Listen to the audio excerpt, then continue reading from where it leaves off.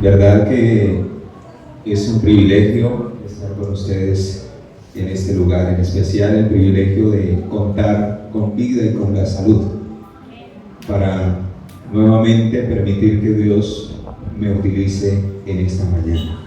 El tema de esta mañana lo he titulado La apostasía final.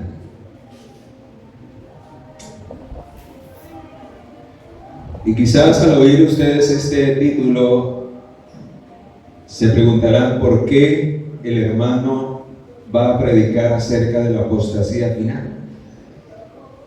¿Cuál es la apostasía final? ¿Seré yo parte de esa apostasía final? ¿Y por qué en esta mañana voy a hablar acerca de este tema? Hermano, porque hay una gran preocupación en mi corazón por la condición actual de la iglesia de Dios. Y recuerden que cuando yo me refiero a la iglesia no estoy hablando de estas cuatro paredes. Ese es un templo dedicado para adorar a Dios. Pero la iglesia la conformamos usted y yo, todos aquellos que vienen con el anhelo ardiente de buscar sinceramente ¿de quién? De Dios. Y si yo hiciera la pregunta en esta mañana, ¿cuántos realmente quieren hacer parte de la verdadera iglesia que Dios tiene en esta tierra? ¿Cuántos? Porque hermanos, el hecho de que usted tenga sus nombres escritos en la feligresía de la iglesia no significa que usted realmente llegue a pertenecer a la iglesia verdadera de Dios. Y en esta mañana vamos a mirar cuáles son las características de aquellos que realmente pertenecen a la iglesia verdadera que va a triunfar. Esta iglesia es la iglesia militante. Es la que cada día procura alcanzar el ideal que Dios desea para que seamos la iglesia, al final la iglesia triunfante. Ese es el ideal. Usted forma parte de una iglesia militante y Dios levantó esta iglesia militante en estos últimos días con ese propósito. Con el propósito de instruirnos, de darnos la verdad, de guiarnos a través de esa verdad para que finalmente podamos llegar a ser la iglesia triunfante. ¿Y quién es la iglesia triunfante? Los que finalmente van a entrar por las puertas de la ciudad.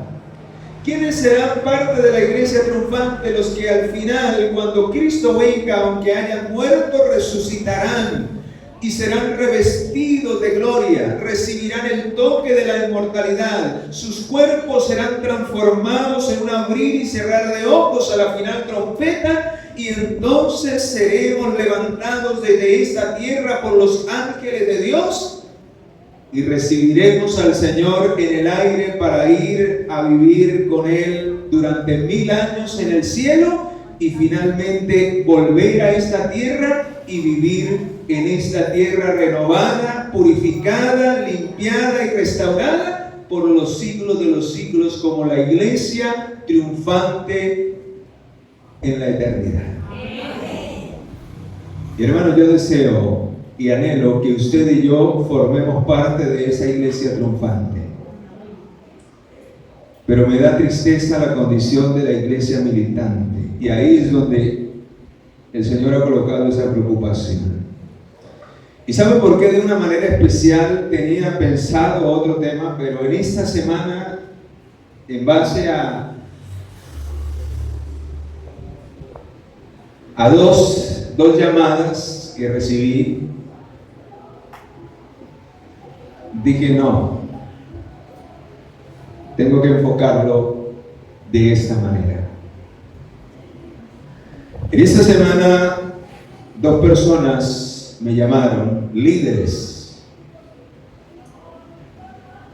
de diferentes iglesias, no voy a decir el nombre, simplemente oremos para no especular, sino que el Señor nos ha llamado es a que oremos y nos edifiquemos los unos a los otros.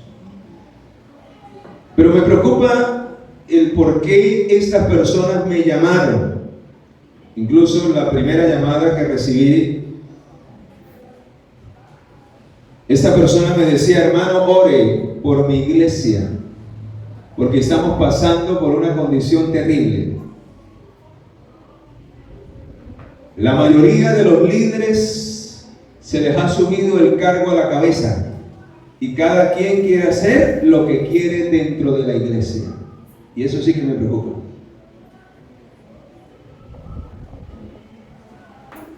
Y cuando yo oía esas palabras y la hermana me expresaba cosas más hondas que no puedo contar, simplemente les digo, hermanos, que la situación es grave.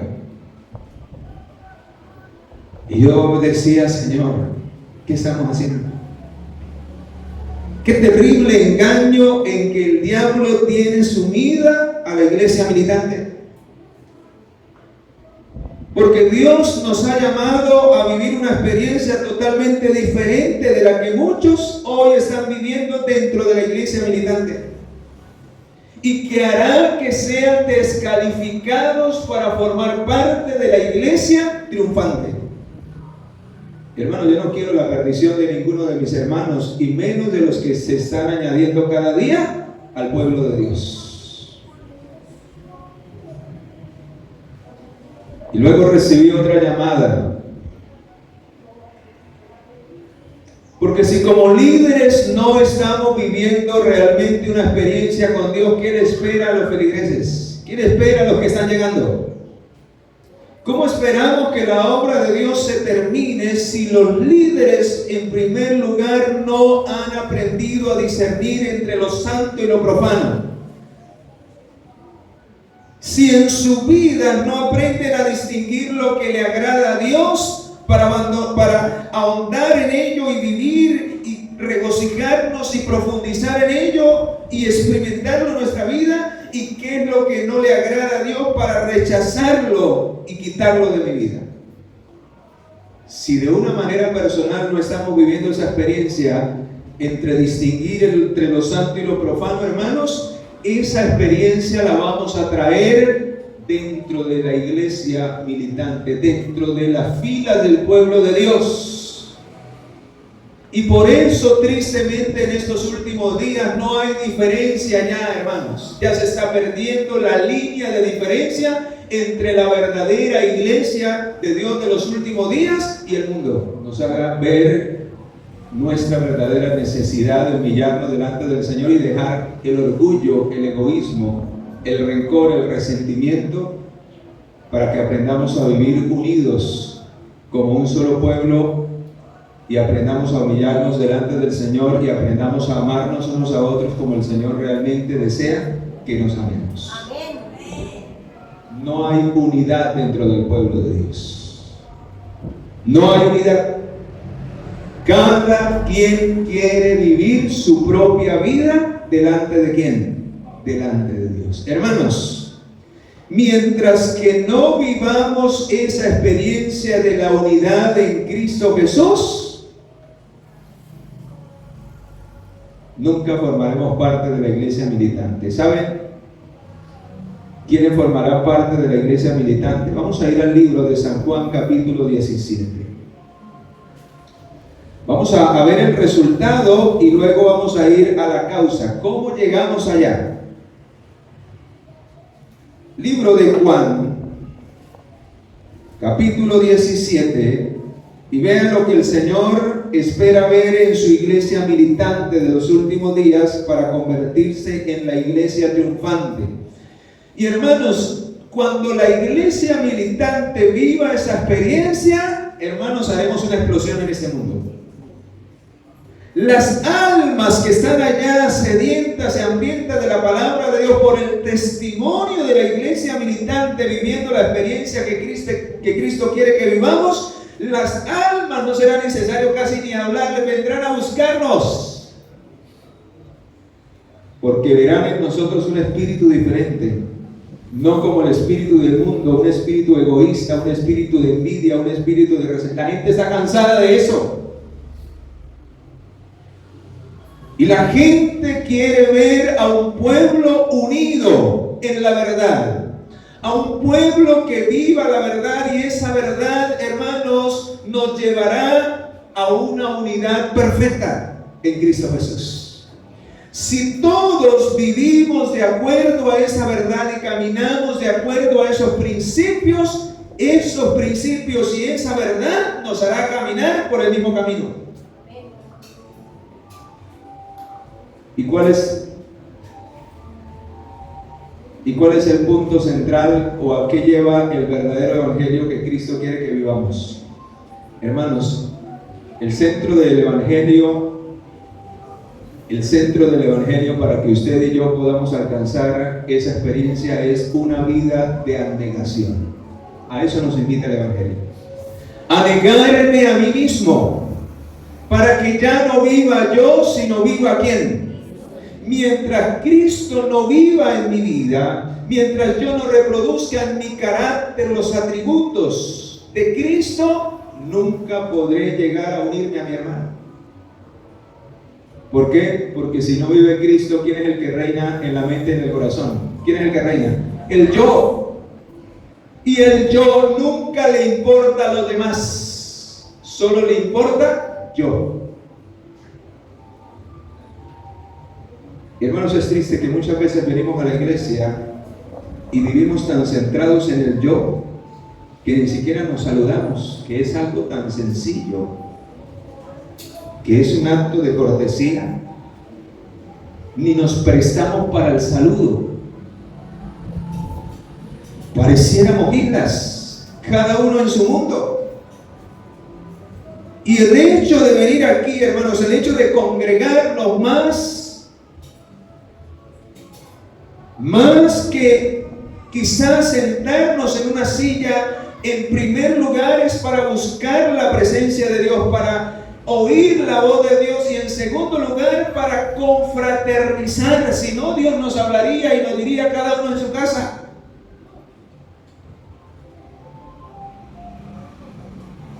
Pero el hecho de que Dios haya permitido que nos reunamos en un lugar así como estamos, y que este lugar se ha dedicado para adorar al Señor, es que los hermanos, dice el apóstol Pablo, estén juntos, ¿y en qué?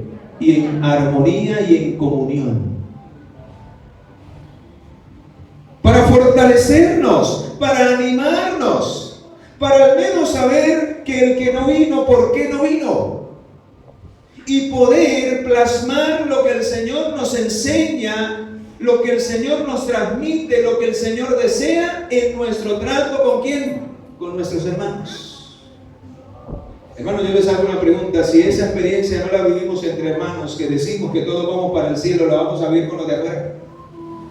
Si entre hermanos no hay amor, no hay abnegación, no hay servicio, no hay entrega, si entre los unos a los otros no nos ayudamos, si entre los unos a los otros no nos amamos, si entre los unos a los otros no compartimos de las bendiciones que Dios nos ha dado, de los talentos, de las capacidades, ¿será que lo vamos a hacer con los de afuera?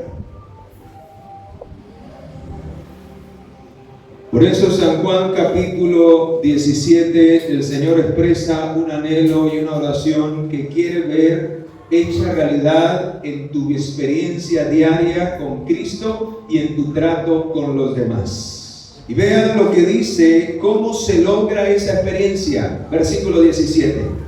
Santifícalos en tu verdad, pues tu palabra es ¿qué? Es la verdad. ¿Cómo se logra esa experiencia de unidad, hermanos? Cuando todos son capacitados, cuando todos están viviendo la experiencia de la ¿qué? De la verdad en sus vidas. Cuando todos le han permitido al Espíritu de Dios que los santifique con esa verdad.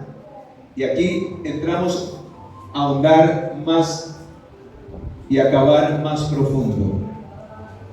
¿Qué hará esa verdad en tu vida y en mi vida? Me va a santificar. ¿Y qué pasa si yo alcanzo la santificación, la santidad? ¿Qué dice Hebreos capítulo 12, versículo 14? ¿Qué pasa si yo logro alcanzar esa santificación a través de implantar la palabra de Dios en mi vida? Pues hermanos, formaré parte de la iglesia triunfante, porque dice que sin esa santidad nadie verá a quién.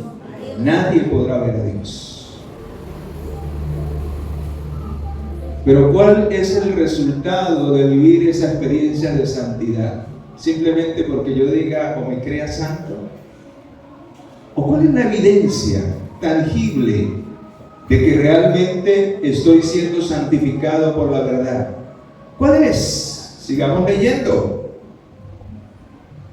Vamos a leer el versículo 18. Como tú me enviaste al mundo, así yo los envío al mundo. ¿Qué pasa cuando una persona está viviendo la experiencia de la santidad? Hermanos, se deja utilizar por Dios. Permite que Dios lo envíe al mundo.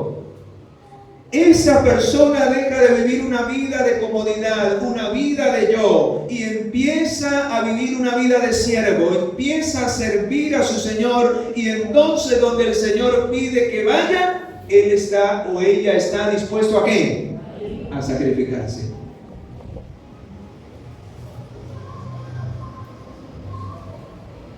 Pero ahora vea lo que dice el versículo 19. Por ellos yo me santifico a mí mismo. ¿Qué está queriendo decir el Señor?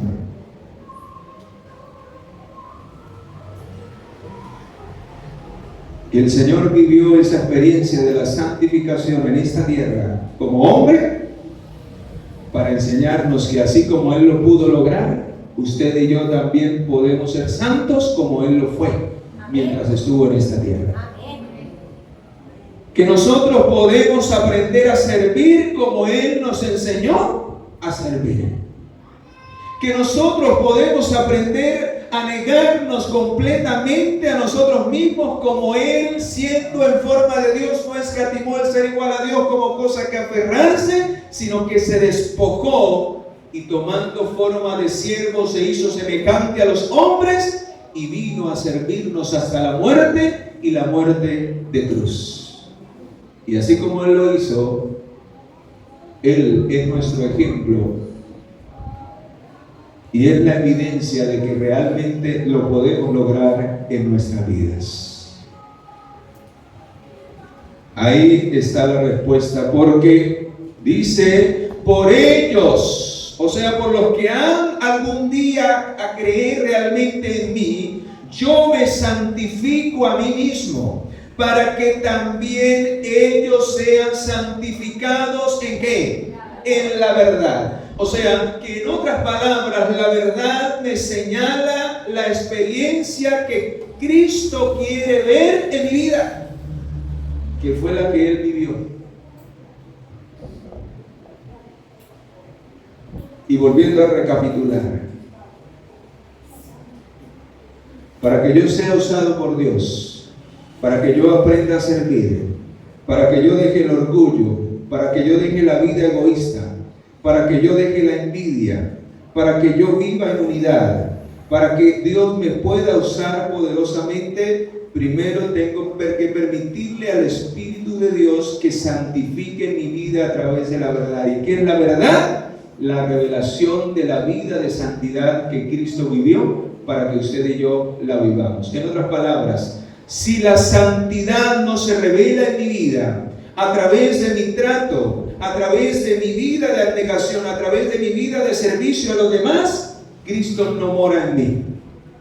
Porque la evidencia de que Cristo mora en mí es porque yo vivo de acuerdo a la verdad.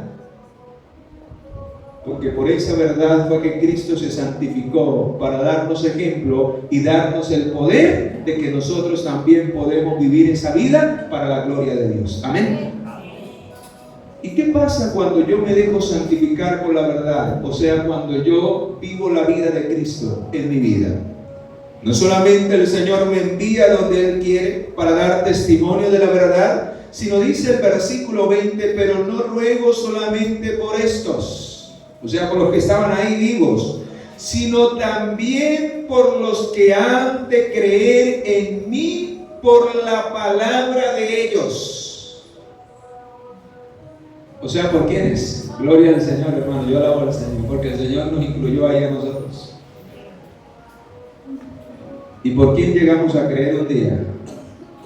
por la palabra de los que un día creyeron en Jesucristo.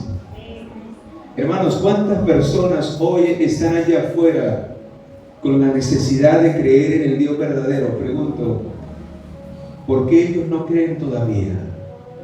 ¿Será porque quizás nosotros, aunque tenemos la palabra, aunque hemos oído la palabra, aunque sabemos la palabra, esa palabra no me ha santificado y es una evidencia de que en realidad no creo en esa palabra?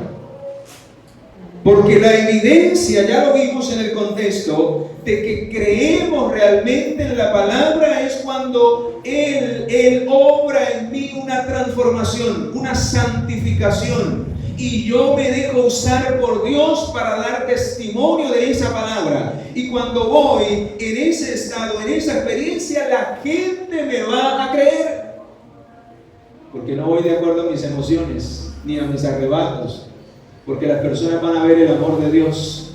Ya no va a haber envidia, ya no va a haber autosuficiencia. Solo va a haber una vida que es el resultado del fruto del Espíritu Santo. ¿Y cuál es el fruto del Espíritu Santo? Amor, gozo, paz, paciencia, benignidad. Cuando la gente vea ese carácter en tu vida y en mi vida, hermanos, correrán a buscarnos porque están cansados de tanto odio, de tanta rencilla, de tanta envidia, de tanto chisme, de tanta crítica. Y verán en nosotros verdaderos hijos de Dios y nos dirán, ¿cómo puedo vivir esa experiencia? Mi vida es un infierno. ¿Cómo puedo gozar de esa paz que usted goza? Y ellos van a creer porque ellos ven en nosotros la evidencia de una experiencia real, porque lo estamos experimentando en nuestra vida y estamos viviendo esa experiencia con quienes me rodean. Pero ¿cómo la gente va a creer en la palabra de Dios si ve totalmente lo contrario en nuestra manera de vivir y en nuestra manera de actuar?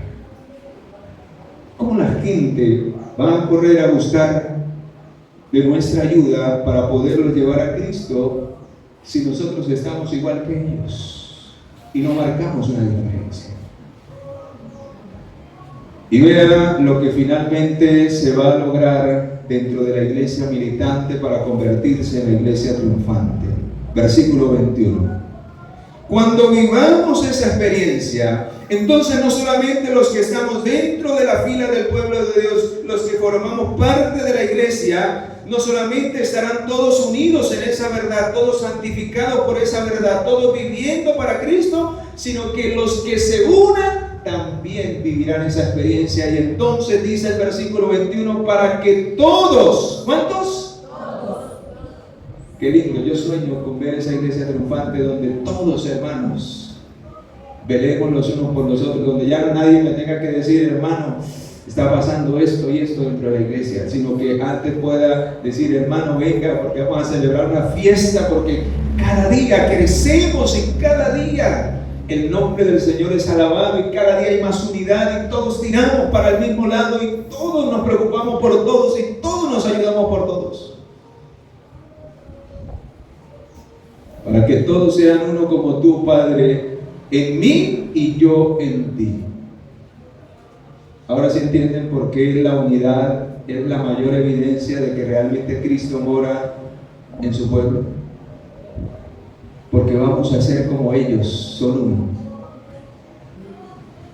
Vamos a ser como ellos. Para que todos sean uno como tú, oh Padre, en mí, yo en ti, también ellos sean uno en nosotros. Y entonces cuando esto ocurra, dice, para que el mundo crea que tú me enviaste. Hermanos, qué lindo. Esa es la experiencia que Dios quiere que vivamos como pueblo. Pero ¿saben cuál es el problema de todos? Y aquí es donde quiero llegar al punto, al clímax de este tema, de esta reflexión. ¿Qué pasa cuando yo no me dejo santificar por la verdad? Cuando ese espíritu de unidad no está en mi mente y en mi corazón y no me acomodo con nadie. Cuando quizás mi corazón está amargado y está resentido con alguien. cuando yo no puedo trabajar con X o Y persona, ¿qué pasa? ¿Qué está ocurriendo en realidad? Y hermanos, ese es un estado peligroso. Si yo no soporto a alguien, si yo no tengo la capacidad de perdonar a alguien que me ha hecho daño, si yo no tengo la capacidad de trabajar con alguien, ¿saben cuál es el mayor peligro? Cuando yo vivo esa vida, hermano, y se lo voy a demostrar a través de las Escrituras, no he pasado de muerte a vida. No he pasado de muerte a vida. Porque la Biblia me dice en el libro de Primera de Juan capítulo 3, vean lo que dice en Primera de Juan capítulo 3, cuando yo no puedo estar en unidad con mi hermano, no importa el que sea, cuando yo no puedo trabajar y congeniar con ese hermano, entonces el Señor me dice en Primera de Juan capítulo 3 versículo 15, vamos a leer desde el 14, nosotros sabemos que hemos pasado de muerte a vida. ¿Por qué, hermanos? ¿Cuándo? Cuando en nuestra experiencia aprendo a amar, ¿a cuántos? A todos. Cuando nos amamos unos a otros. Cuando usted aprende a amar a todos sus hermanos, no a los que les cae bien, a todos. ¿Y por qué debemos amar a todos? Porque todos somos creación de Dios y todos fuimos comprados a un precio, la sangre del Hijo de Dios. Y si usted, hermano, rechaza a algún hermano, si usted rechaza a algún alma, está rechazando a Cristo. ¿Recuerdan lo que dice el juicio de las naciones cuando el Señor nos venga a pedir cuentas? ¿De qué nos va a pedir cuentas? De la evidencia de la santificación en mi vida. ¿Y cuál es la evidencia de la santificación en mi vida? Que todos seamos, ¿qué? Uno. El Señor les dirá, en cuanto lo hiciste a uno de estos pequeños, a mí lo hiciste. O sea que mi trato con los demás es como si tratara directamente ¿con quién? Con Cristo Jesús. Cuando yo rechazo, cuando yo odio o cuando a mí me cae alguien mal, entonces lo estoy haciendo directamente ¿a quién? A Cristo.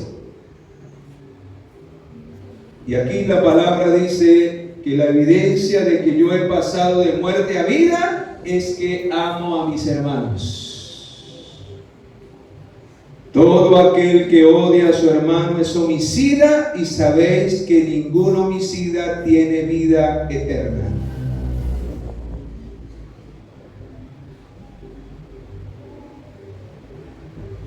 Pero ¿saben cuál es el mayor problema de todos? Cuando nosotros vivimos esa experiencia entre hermanos, es porque la verdad no mora en nuestro corazón. Es porque hay un descuido espiritual. Es porque estamos mal espiritualmente. Ese es el resultado de no conocer a Cristo. Ese es el resultado de desconocer la verdad. Ese es el resultado de no creer en la verdad. Porque yo puedo haber oído la verdad, pero si yo no la tomo para mi vida, no creo en ella.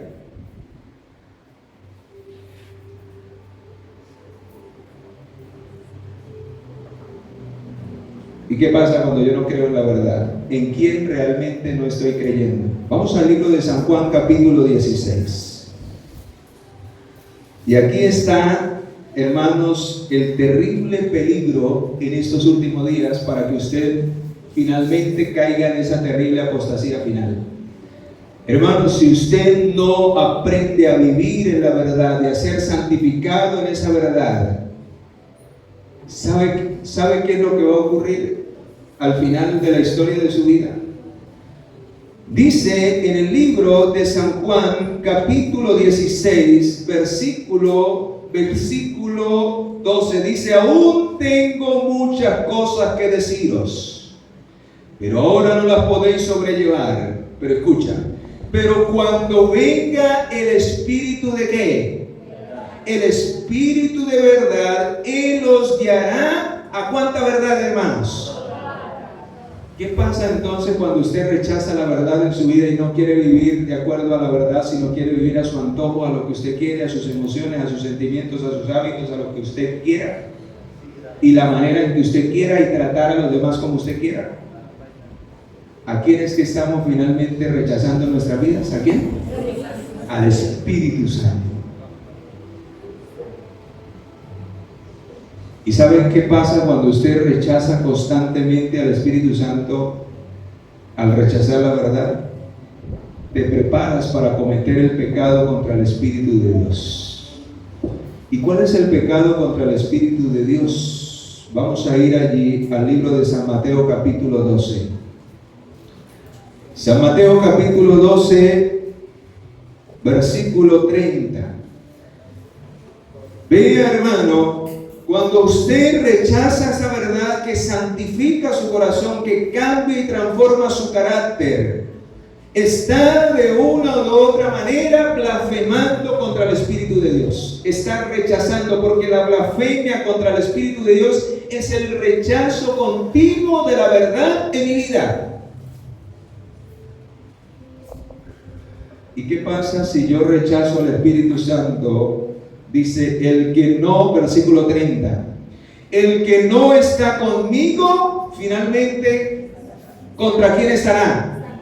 Contra mí estará. Hermano, escucha porque estamos llegando a la parte final de este tema. Escucha lo que en realidad Dios quiere que usted entienda. Si usted y yo no atendemos y no vivimos la experiencia de la verdad que nos lleva a la santidad y que nos lleva a una unidad perfecta en Cristo para que el mundo crea, finalmente nos levantaremos contra esa verdad.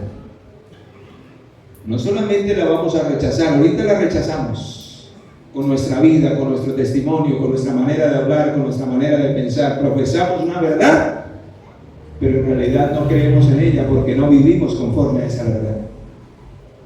Y ahorita solo la rechazamos con nuestra conducta. Pero a mí me alarma lo que dice aquí y me preocupa, porque al final, cuando esto termine, cuando el Espíritu de Dios sea retirado de esta tierra, cuando el Espíritu de Dios sea retirado de mi vida porque rechacé la verdad continuamente, no solamente voy a rechazar la verdad, sino que me voy a levantar contra ella. Y eso se llama apostasía. Cuando yo me levante contra la verdad. Y hermanos, va a llegar el momento en que Dios va a poner a prueba a la iglesia militante. Y viene ese momento, la ley dominical está cerca. Y usted sabe que la gran prueba final es la ley dominical. El nuevo orden mundial está a las puertas. ¿Y saben cuál es el eslogan del nuevo orden mundial? Y por el cual miles se van a levantar contra la verdad, porque nunca vivieron una vida de fe y de abnegación que trae como resultado creerle al Espíritu Santo. El eslogan del nuevo orden mundial, y ahorita lo van a empezar a escuchar, es: tú no tendrás nada, pero serás feliz. Y yo cuando escuchaba ese eslogan, tú no tendrás nada, pero serás feliz. ¿Sabe qué va a hacer el diablo a través de los poderes de este mundo? Nos va a dar la oportunidad de tener lo que usted quiera. Nos va a dar la facilidad y la comodidad de tener lo que querramos aquí dentro de las ciudades. Pero nada será nuestro. Todo será condicionado a que tú eches por tierra la verdad y los principios de la palabra de Dios. A que tú dejes de temer a Dios y darle gloria y eches por tierra la ley de Dios. Pero serás feliz, vivirás cómodamente, vivirás tu vida egoísta. Vivirás placenteramente, no te costará esfuerzo adquirir las cosas. Si quieres una casa, con la cédula te la damos. Para que te amañes más aquí. Serás feliz. Pero recuerda que tienes que obedecer los mandamientos de nosotros. Que tienes que obedecer lo que nosotros digamos. O de lo contrario, vas a perder todos esos privilegios. ¿Qué quieres? Y hermanos, ahí es donde se dará a conocer quiénes realmente están viviendo en la verdad y quiénes están siendo utilizados por el Espíritu Santo. Es en ese momento cuando miles, dice aquí, versículo 31, por tanto os digo, todo pecado y blasfemia será perdonado a los hombres, pero la blasfemia contra el Espíritu de Dios no le será perdonada. Cualquiera que os diga palabra contra el Hijo del Hombre le será perdonado, pero el que hable contra el Espíritu Santo no le será perdonado ni en este siglo ni en el venidero. ¿Y qué es hablar contra el Espíritu Santo, hermanos? Es refutar la verdad, es echar por tierra, es manipular la verdad, es dejar a un lado la verdad y hacer con mi vida lo que yo quiero, lo que yo quiero. Ahora, escucha lo que dice la mensajera de Dios en el libro de Evangelismo, página 264. Habrá que hacer frente a falsos profetas en los últimos días. ¿Y cuál es la intención de los falsos profetas, hermanos? Que usted permanezca en el engaño, en el error y en la mentira, y que no crean que en la verdad. Porque el diablo sabe que en los últimos días el Señor va a derramar su espíritu sobre aquellos que realmente vivan la verdad. Y se va a levantar un movimiento poderoso que registra Apocalipsis 18, que va a alumbrar a ese mundo con la gloria de ¿quién? ¿Quiere usted formar parte de ese pueblo especial, de esa iglesia triunfante? Necesitas empezar a vivir la verdad que Dios te ha revelado, o no le será dada más, sino por el contrario, esa verdad se convertirá en tinieblas en tu vida. Porque la verdad que usted rechaza se convierte en tinieblas. Tratarán de engañar a muchos, escucha, induciéndolos a aceptar teorías falsas. Si usted no conoce la verdad, si usted no vive la verdad, ¿cuál será el fin? Creer en el engaño, creer en la mentira.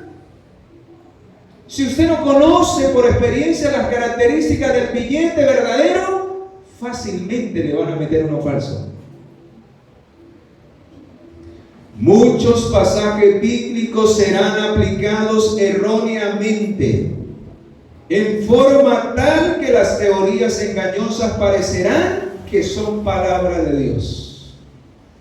Y hermanos, si usted se ha acostumbrado a vivir y a tomar la palabra de Dios como caiga, y usted no estudia realmente la palabra de Dios para aplicarla en su vida como Dios lo dice, sino a medias, así va a recibir esas mentiras como de parte de Dios, y se predicarán desde estos púlpitos, y ya se están predicando. Hay una falsedad y hay una falsa doctrina que se está predicando, que es la doctrina del pecado original. Cuidado, hermanos, he escuchado a muchos predicadores hablar de esa falsedad, y muchos hermanos dicen amén. Vamos a seguir pecando hasta el final, nadie puede vencer el pecado.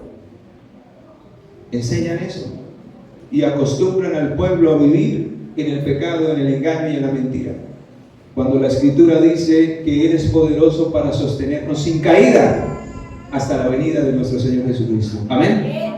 Que todo lo podemos en Cristo, porque Él nos ¿qué? Que no vendrá ninguna tentación que no sea sobrehumana, sino con la tentación vendrá la salida para que podamos ¿qué? Soportarla. Pero hay muchos predicadores que enseñan, hermanos, tranquilos, sigan pecando, que cuando el Señor venga, el Señor los va a transformar. ¿Qué engaño tan satánico? Cuando la paga del pecado será ¿qué? Será la muerte. Se hará uso de verdades preciosas para apoyar y establecer el error. Estos falsos profetas que pretenden ser enseñados por Dios tomarán hermosos pasajes bíblicos que han sido dados para adornar la verdad y los utilizarán como ropaje de justicia para cubrir sus pasiones y sus deseos. Torcerán la palabra para seguir en sus inclinaciones y no realmente en una vida de santidad. Y hasta algunas personas que en tiempos pasados han sido honrados por Dios se apartarán tan lejos de la verdad que apoyarán estas teorías engañosas con respecto a muchas fases de la verdad, incluyendo el asunto del santuario. Cuando se anule la vigencia de la ley de Dios, la iglesia será zarandeada por terribles pruebas. Y una parte grande, y aquí es donde me llena de temor, una parte grande de sus miembros que ahora podrían anticipar la ira de Dios, serán engañados por espíritus seductores y por doctrina de demonios.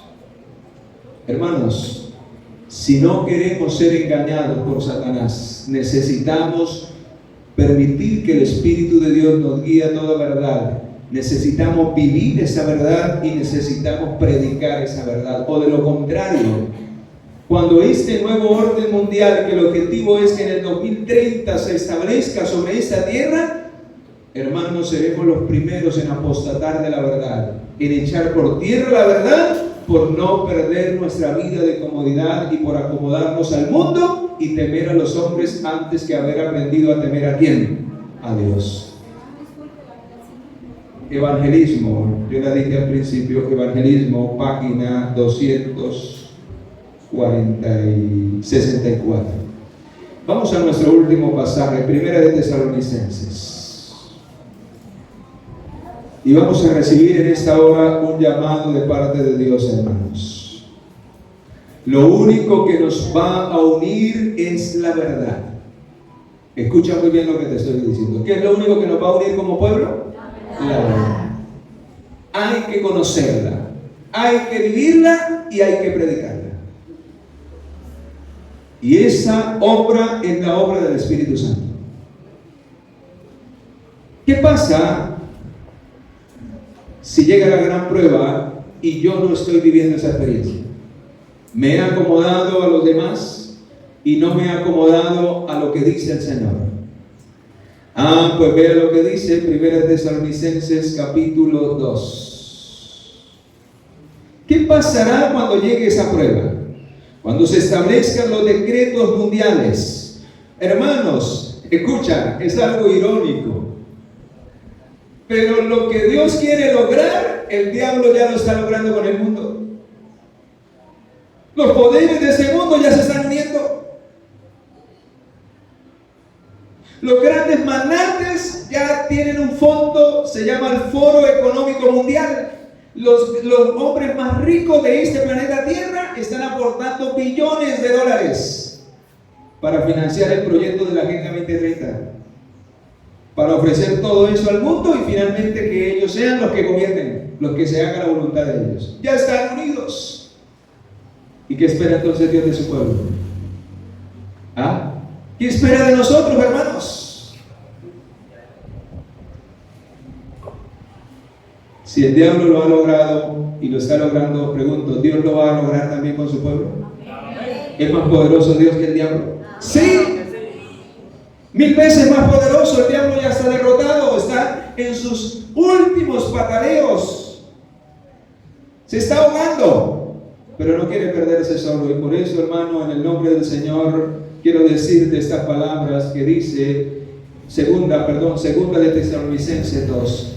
Hermano, yo no quiero que usted esté dentro de este grupo, y por eso, por amor al Señor, humillémonos hoy delante del Señor y reconozcamos que no estamos haciendo quizás las cosas bien.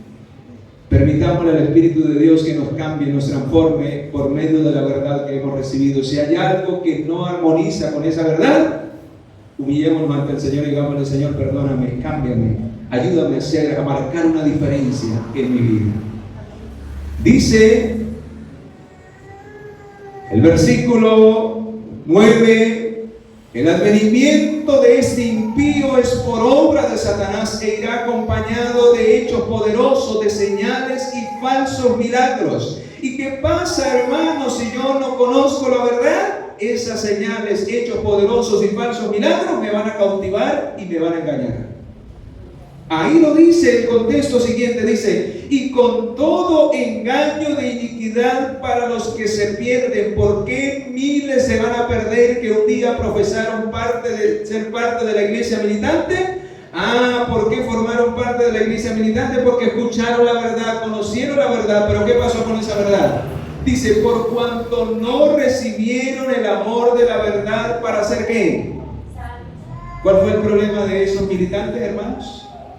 Que recibieron, escucharon la verdad, pero no la tomaron para sus vidas. Y entonces Dios permitirá que este poder engañoso se establezca en este planeta para que entonces crean a la ¿qué? A la mentira. A fin de que sean condenados los que no creyeron a la verdad, sino que finalmente se complacieron en ¿qué? Hermano, yo no quiero estar dentro de ese grupo. Y le ruego al Señor, y vamos a orar en esta hora para que usted no forme parte tampoco de ese grupo. Que usted le crea al Señor, que usted viva su propia experiencia y la transmita entre sus hermanos, que muestre la diferencia. Así los demás no quieran hacerlo, muestre a usted en su vida a Cristo, que es el camino, la verdad y la vida. Y por eso el texto que leía nuestro hermano, solo se podrá ver esa verdad en mi vida, no con mi fuerza. Yo no soy capaz de cambiar. Yo no soy capaz de dejar mis hábitos. Yo no soy capaz de cambiar mi mentalidad, ni mis palabras. Esto no es con nuestra fuerza. No es con los poderes de este mundo. Esto es con el poder de ¿quién? Con el poder del Espíritu de Dios. Cuando usted se humilla y permite que el Señor obre en su vida, Él le dará el poder para vencer. Amén.